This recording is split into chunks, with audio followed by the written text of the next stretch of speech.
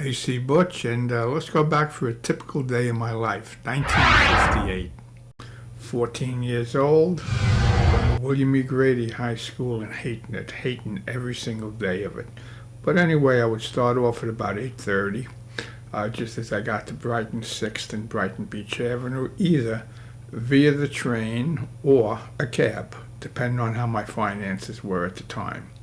First thing would be in the luncheonette, have a really nice breakfast, bacon and eggs and home fries and a bagel or English muffin, coffee, orange juice, the whole works. Then, right on the corner there, that's right, and would be pitching coins to the line usually, occasionally to the wall, but mostly to the line. And this is where I made my income, that's right. I don't think I ever had a losing day there, I'll tell you. I was good, no really. Pitching coins, which was good. After that, we get into school, vocational high school, shop class half the day, academics the other half. I hated them both, made no difference. Couldn't wait to get out every day. My later years, I really didn't go too often at all. But anyway, around 3 o'clock or so, here I am, back on the train or the cab, one of the two, and pulling up in front of Avenue M. Heading right inside, over to the lunch counter. Charlie's waiting for me. Got a tuna on rye all set to go. Chips on the side, a nice cherry Coke, and I was in heaven, I'll tell you. And didn't pay a dime for it. No. Butch didn't pay for his food at Avenue M. Of course, Charlie, the lunch counter guy, he bet on Butch and won all the time. That's right. So now, it would either be pot games we're getting started with Bernie Bananas and Clyde and Mark and Roy Shashow and all the guys. Of course, it just so happened that right in my own age range. That's it. The words sometimes they get stuck in the claw, the throat, or whatever, the babats.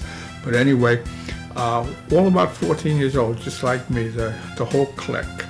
And that was a coincidence, but yeah. And we would roll pot games, $1 a man, $2 a man, sometimes up to $5 a man, which was pretty heavy. Nice stuff. And we'd also be shooting the shit, of course, sitting down, the stories, whether it's Mac or Snoop or whether it was some of the other guys. We had the bumper pool table, we had a bowling machine there, and flipping coins at the counter, some dice games occasionally up in the locker room, you name it, I'll tell you. What a time. You couldn't beat it with a stick, I'll tell you. Seventh Heaven, action, you name it. It just nonstop. Why would I ever go home? And I did not tell you. I lived in a bowling alley. Then, of course, comes night, and what happens? Leagues, I tell you. Except for the weekends, well, I mean, Friday night, Saturday night, you couldn't have open bowling, whether it was leagues or just the general population, or whatever it might have been.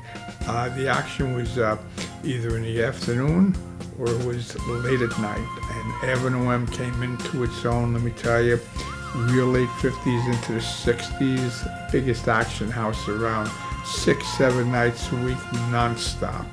That was a typical day in my life. Saturdays to weekends, a little bit of a different story, a lot of fun, let me tell you.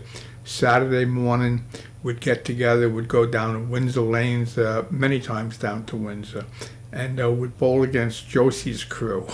That's James's mother.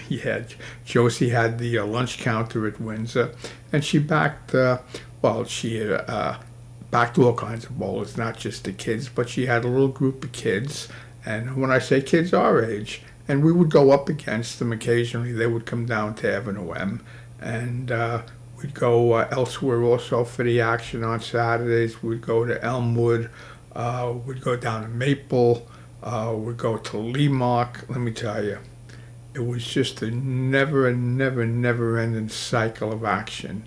Day in, day out, you name it. Action heaven, like I say, the golden era of bowling. Nothing like it in my life. Nothing since. Never will we even come close again. And that was just at 14 years old. We'll go into a lot more after that. That was really the beginning of it. Not the end, only the beginning. Here's C. Butch for the time being. Over and out.